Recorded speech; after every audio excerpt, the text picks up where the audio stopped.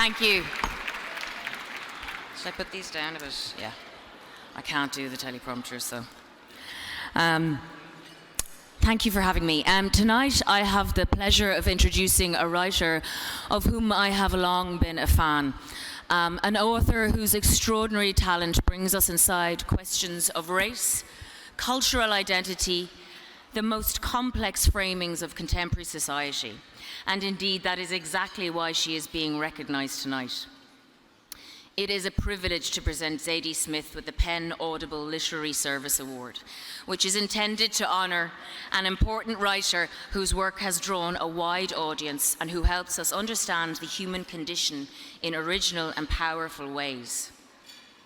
Zadie's novels are so alive with memorable characters, savvy humor, and trenchant dialogue.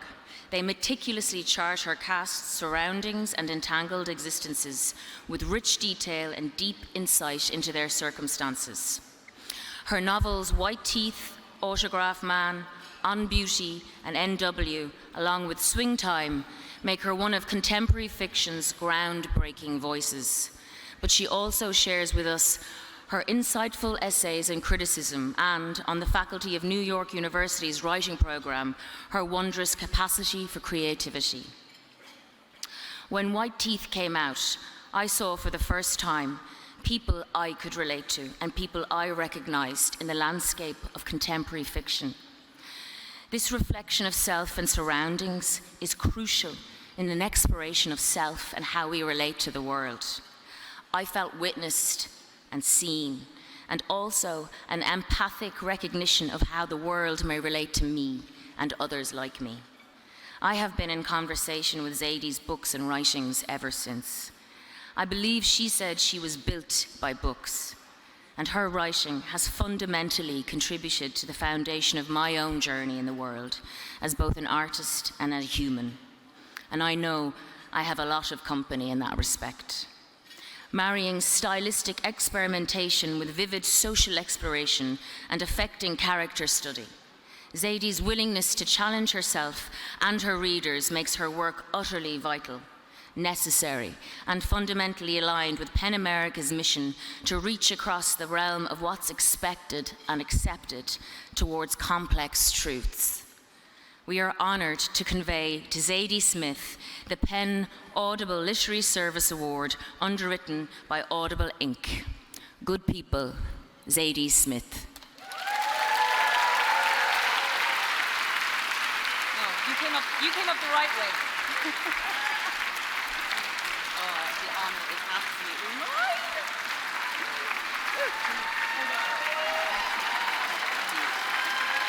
Thank you.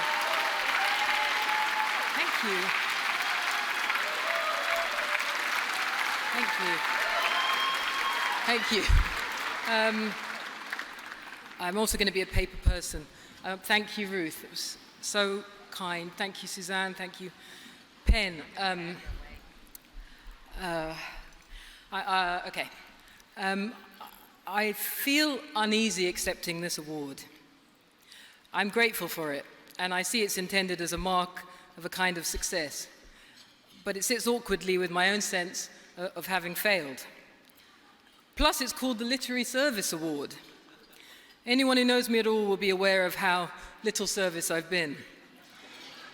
Headed no committees, avoided literally every board I could, ducked out of the way of open letters and literary petitions as if they were lobbed hand grenades. Still, I've nothing but admiration for those truly of service. In literature, yes, but in many walks of life.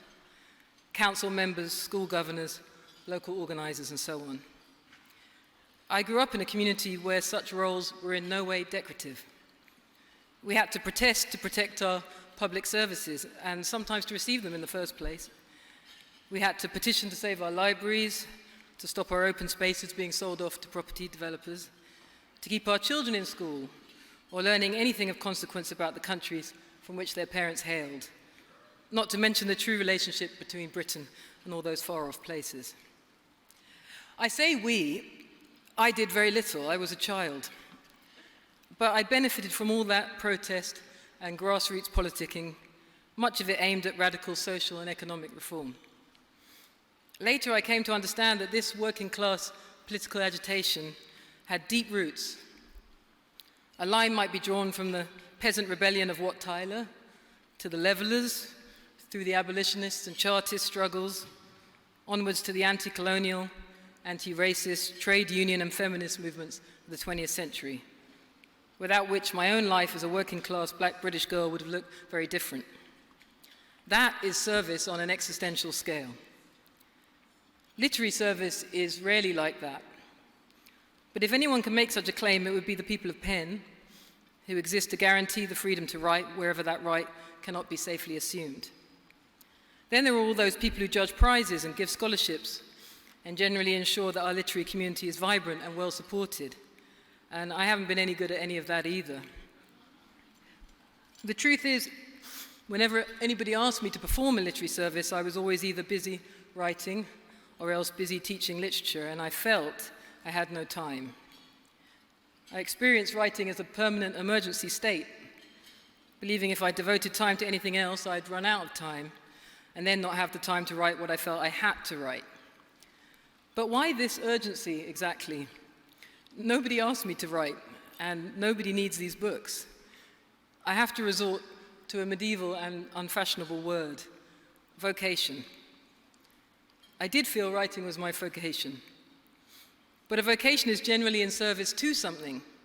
So the question becomes, in service to what? And the most honest answer is, to language itself. When I was told I'd be getting this prize, I immediately thought of a line of Simone Weil's. It's from a letter she wrote to her parents. She says, you say you are certain that my work is successful, but the truth is I haven't the slightest idea of what I'm doing is likely to be effective. At the time, she was trying to be of literary service to her Free French colleagues in the resistance in Vichy France. But they found her way of helping abstract and not especially useful. They wanted her to write on something concrete, they said, like trade union problems. And instead, she was writing a philosophic essay, which includes the lines, "There is something sacred in every man, but it is not his person. Nor yet is it the human personality, it is this man, no more and no less." Not long afterwards, she died of starvation in a public hospital in my neighborhood, as it happens. And that essay was given the posthumous title, Human Personality. But the title on the manuscript is 5 words, separated by periods: collectivity, person, impersonal, right, justice. As if words were raw materials that require mining and chiseling before they can be properly understood and utilized by resistance fighters or politicians or anyone at all. Weil was aware, for example, that many people use the word right and just interchangeably.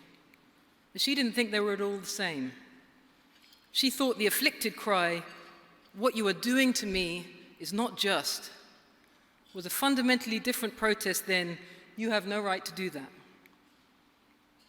Rights exist in competition and have their origin, as she points out, in Roman property law, in the rule jus attendi et ebutendi, which protects the right of the owner to use and abuse whatever is his own, a principle the Romans also used to justify slavery.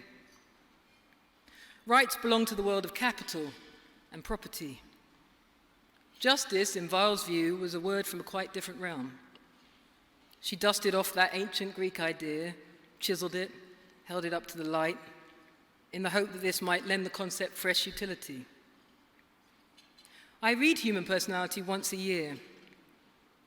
It reminds me that thought, too, is a form of action, one that persists through time. But to read Weil is also to remember that she was in no way inactive in the world. She may not have given her resistance colleagues quite what they wanted, but throughout her short life, she placed herself in dangerous situations for which she was physically ill-suited, including the Spanish Civil War, all of which weakened her and contributed to her early death. In other words, she really couldn't be further from me in style or temperament or active commitments. She's still my hero. It's out of awe and respect for Weil and others like her that I wouldn't dream of calling myself an activist, although I notice my hesitancy in such matters is not widespread these days. A lot of people seem to feel they're basically Weil or Camus, or James Baldwin, or Angela Davis, even if they never leave the comfort of their chairs. But I know what I am. I am a novelist. I sit in my room, I write, I read. Sometimes when my children come in to ask me to do something, they will say, "You're literally doing nothing." Or, "What are you doing?" Literally nothing. If I told them this is my vocation, they would literally throw up, and I can't say I blame them. But to you, I want to confess that I consider it my vocation to put whatever linguistic gift I have at the service of language itself. I want to give readers language that respects their intelligence and capacity for understanding, and to recognize in my own language the sacred nature of each and every human being. I want to know what words really mean and why. I want to know what it is that makes us feel a Ukrainian refugee child is a child, where a Syrian refugee child or a Gambian one is too often considered a statistic or a problem.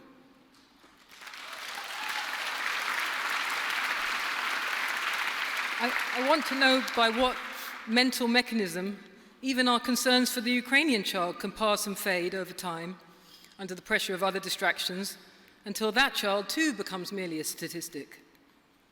I'm curious what the political limits of the word empathy are. I'm interested in the word justice. I'm fascinated by the word race. I want to know why some people's afflictions are felt to be significant while others are invisible, and what language has to do with that hierarchy of attention and care.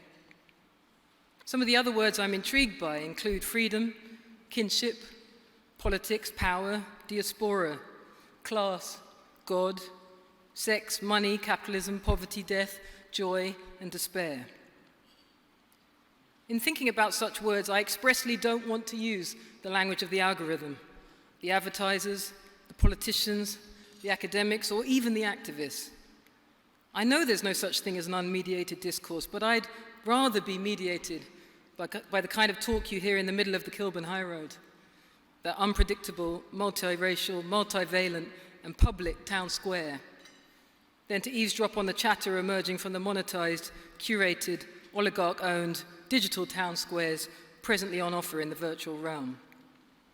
It's not that I'm uninterested in that brave new world, but for reasons of temperament, I can't write the way I want to, the way I feel I must, if I spend too much time inside it. I admire those who can. I can't. Some people write philosophical, political, or legal tomes about justice. Others write essays, speeches, policy papers, hot takes, tweets. When I've thought about justice, it's tended to be through a multivalent, multi-voice form called fiction. Whether such an indirect use of language can be of any service whatsoever in this dumpster fire world, as the algorithm likes to call it, I really don't know. I don't think it's up to me to decide. But I've always hoped that my sentences could be of some public service, and I'm grateful to Penn for this encouraging sign that despite everything, they might be. Thank you.